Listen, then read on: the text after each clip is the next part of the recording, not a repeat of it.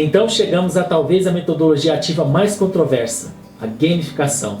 Na visão leiga, adotar a gamificação seria trazer para dentro das nossas escolas os games, os jogos.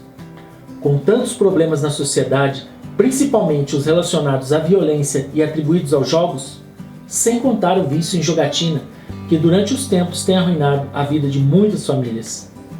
Seria realmente esta uma boa iniciativa? Gamificar a nossa já tão combalida escola? Muita calma nessa hora. A proposta não é essa e nós vamos explicar melhor para você durante essa aula. O que tem de tão interessante no universo dos games que tem atraído milhões de pessoas de todas as faixas etárias? A indústria dos games é uma das maiores do ramo de entretenimento. Já deixou para trás a glamourosa sétima arte, o cinema. O lançamento de games hoje é mais aguardado do que o lançamento dos chamados blockbusters. Em um de seus últimos lançamentos, o FIFA teve 4,5 milhões de cópias comercializadas em apenas 5 dias e registra uma média de 7 milhões de partidas online por dia. Os fabricantes do GTA em 2013 arrecadaram 4,3 bilhões de dólares em apenas 3 dias. São números consideráveis e que voltam os olhos de qualquer um para a indústria de games. Com o avanço da tecnologia, os games ficaram acessíveis a praticamente todas as pessoas. Afinal, os games chegaram aos celulares quando eles nasceram. Quem teve um daqueles Nokias pesadões dos anos 90 vai lembrar muito bem do famoso jogo da cobrinha que tanto nos serviu de passatempo.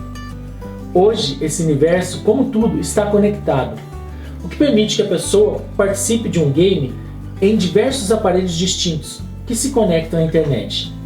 Essa característica se chama crossplay. Ela permite, por exemplo, que em um jogo de automobilismo você configure o setup do seu carro durante o trajeto da sua viagem de ônibus do trabalho para casa.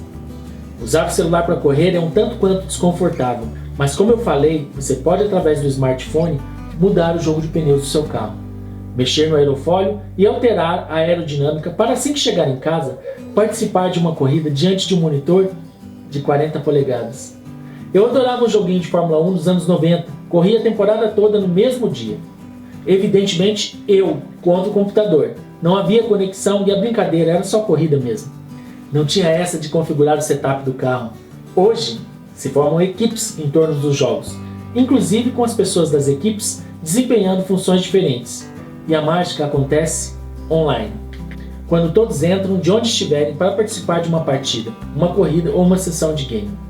Para esses jogos de corrida existe, por exemplo, um mercado de gadgets específicos, volantes, pedaleira, câmbio e por aí vai. Tudo isso para dar ao usuário a sensação mais próxima da realidade possível. Muito legal o que a tecnologia faz pelos games. Realmente tornou-se uma brincadeira muito interessante e atraente. E é isso então?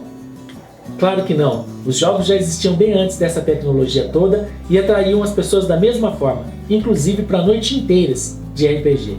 Sem contar a jogatina que já movimentava muito dinheiro pelo mundo afora, nas armadilhas das roletas, dos baralhos ou dos dados. O que atrai um jogo é a dinâmica do jogo. Os pontos que exercem sobre nós, seres humanos, uma forte atração. Os criadores de game usam essa dinâmica, essas características tão atraentes para desenvolverem seus jogos.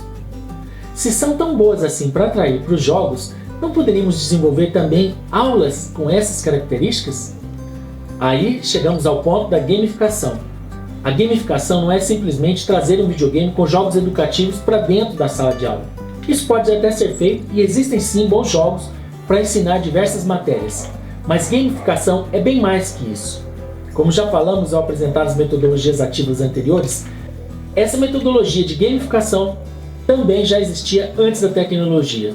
Se puxarmos pela memória, nós quarentões lembraremos de algum professor que usou um game ou uma técnica de gamificação dentro da sala de aula.